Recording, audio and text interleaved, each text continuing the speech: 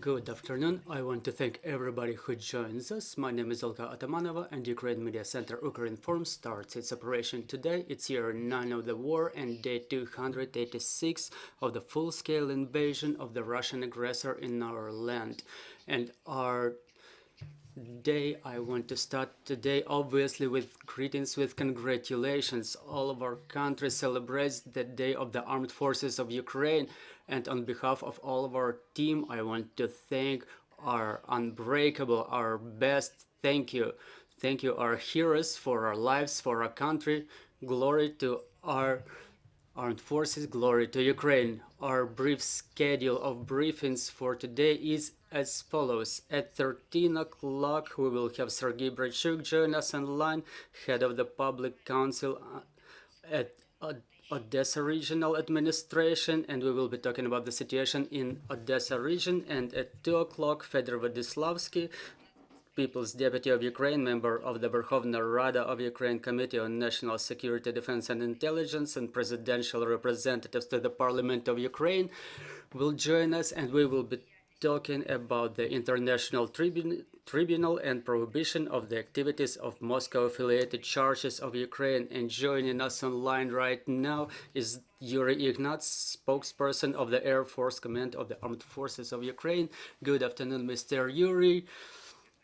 Happy Armed Forces Day. I think we have to congratulate all our defenders of our skies, and we will be talking about it right now. Yes, Mr. Iurii, let's talk about the yesterday's missile attack inflicted on us by Russians.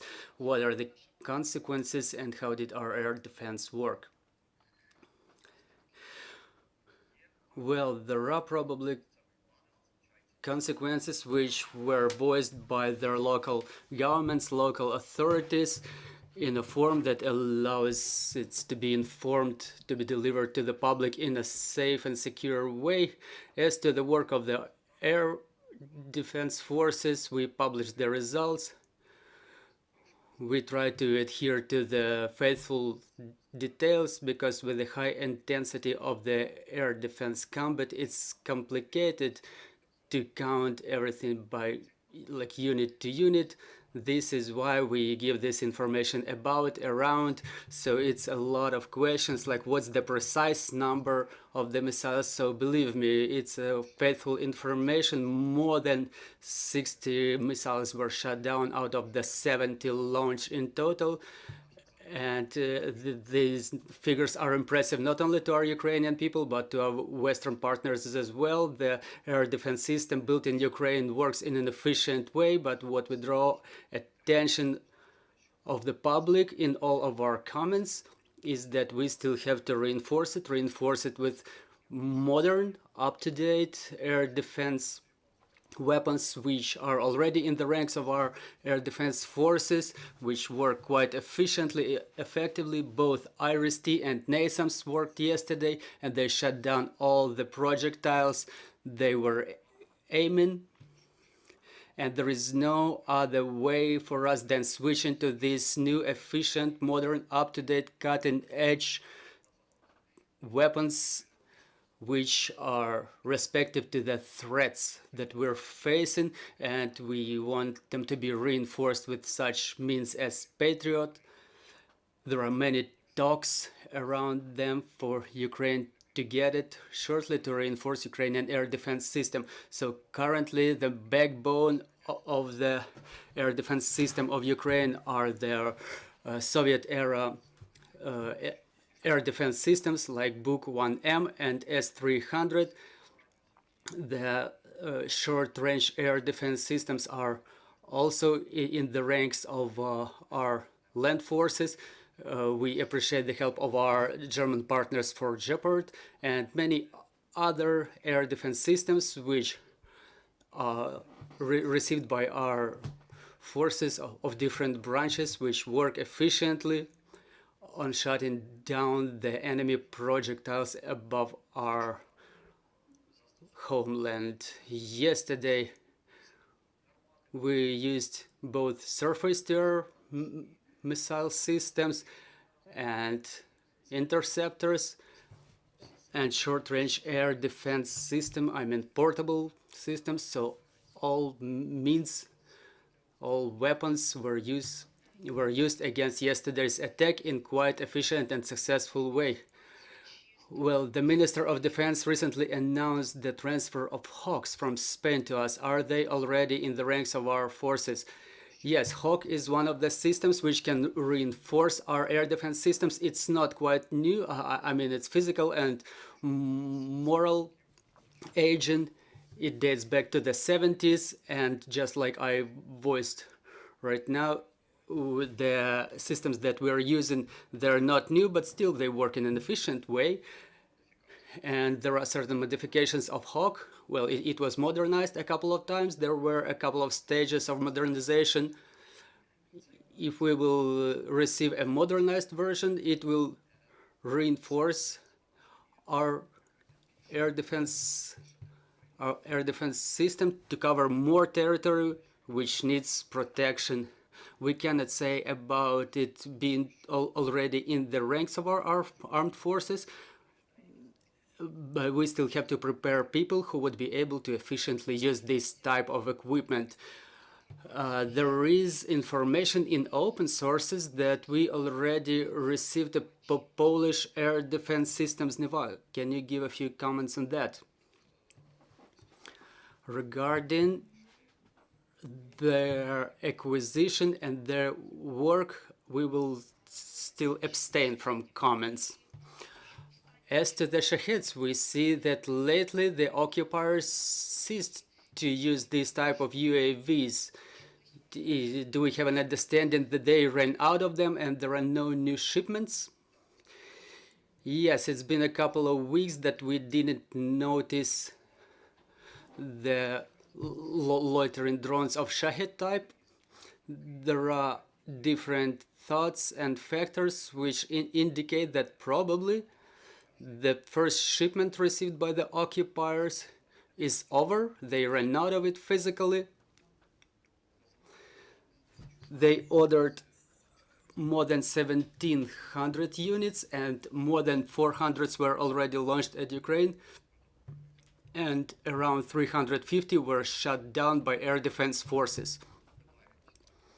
So we are being asked if the weather conditions influence or types of tasks influence. So yes, the weather does influence all types of aerial projectiles, but it's been 3 weeks that the Russians don't use them anymore. So we have reasons to think that the first shipment is done with and there is no information about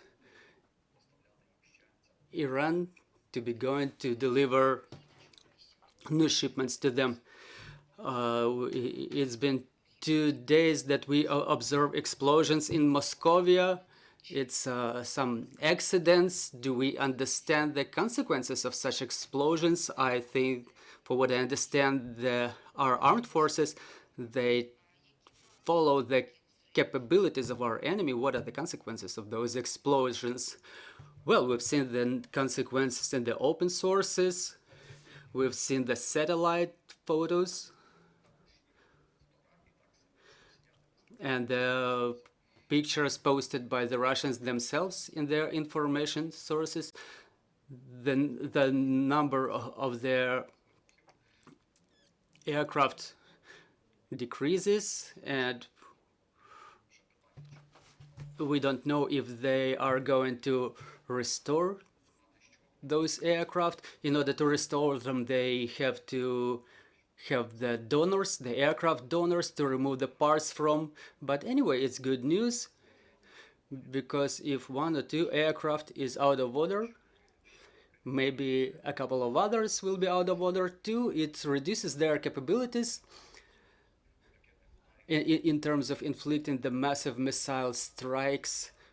However, that's still possible. They have many other aircraft, Tupolev 22M3, Tupolev 95, Tupolev 122. But there are security measures. The security measures that they don't comply with can result in reduction of their battle potential. As to the residues of the missiles, with the Russians. The international experts say that Russians used the missiles which were manufactured in Q3 and 4 this year. Does it witness that they run out of their reserves? Can you give a couple of comments on that? Do we understand what's going on with their reserves? Well, the task of the Air Force is to shut down everything that's flying our way, and the tracking the reserves is the task of the intelligence and maybe our partners. They probably know better how many reserves they still have. Well, I understand that it's an interesting question. How many missiles are left? It concerns all the Ukrainian people, not only the Air Force. But yes, there are facts that the missiles manufactured just not so long ago. It only can say that the manufacturing is still working. Maybe they cannot manufacture the missiles as quickly as they would want to, but still we can say that yes, they still have those parts, those components that Russia will find it hard to get anywhere else under sanctions. But yes, we see that the manufacturing is still in progress. They are being delivered right from the enterprises.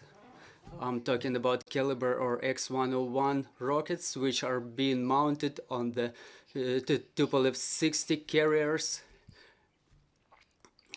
Dear colleagues, your questions, Ukrinform, Irina Kožuhar, maybe you have any details on the enemy losses in the airfields in Engels, in Ryazan region, and from the technical point of view, when may we face another missile strikes? Do they need to reload, to prepare, or can it happen today or tomorrow? And I apologize. And regarding Moldova, it was reported yesterday that a part of the missile fell in the territory of Moldova. So what's the way we communicate with Moldova? Is there any joint measures? Do they resort to Ukrainian help to avoid any such cases? Well, I understand. First of all, remind me, what was the first part of the question? About the losses of the enemy suffered in airfields attacked yesterday. Well, first of all, we need to wait for the satellite images. And what I can say, Russians make it pretty good with the outflow of information. I don't know how to characterize it right now. Before seeing it, what are the consequences? The Russia, they try to express different reasons why it happened, but there is still no confirmation about the damaged material. But both Air Force and all of us, we hope that they suffered some significant loss on that air base. As to the missile strikes, well, it's difficult to forecast anything because Russia plans everything ahead and in a top secret mode. However, their goals are on the paper for a long time. There are priority targets, they are lower priority targets. All their targets are known to Ukraine and to our top military command. What's the time that we need to prepare for a strike? We're not talking about one day, maybe a couple of days, because the missile route is being programmed ahead, the intelligence is being gathered, both space and air and land intelligence, and they gather details about the location of our air defense systems, how to find a way around it, where to find weak links in the air defense system. All the data is being generalized, and only then they appoint the day for a missile strike. Even talking about the yesterday's missile strikes, 70 missiles, we understand that it was not a spontaneous decision, it was prepared earlier. And third question about Moldova. Yes, what are the consequences? Unfortunately, the consequences spill over to our neighbors. Well, you see, all of these are the consequences of Russian aggression, of intense air defense combat.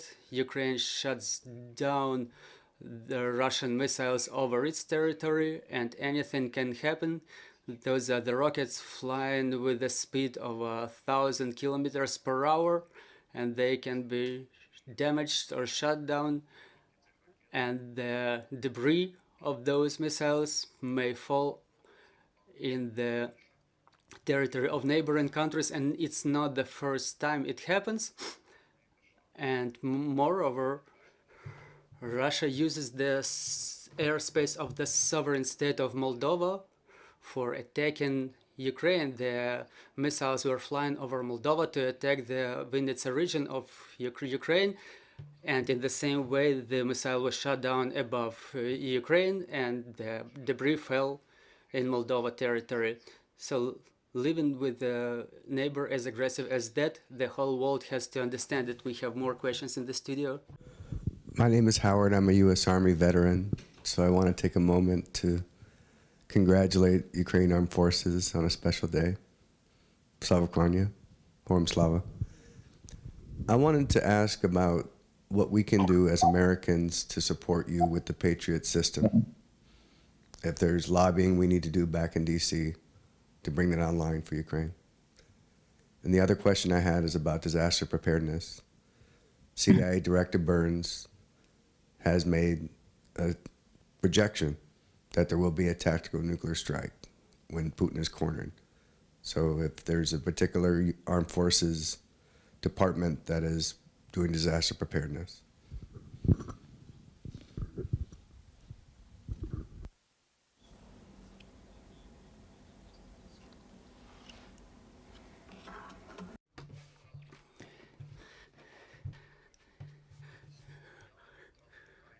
Well, you know, the world nuclear intimidates people a lot.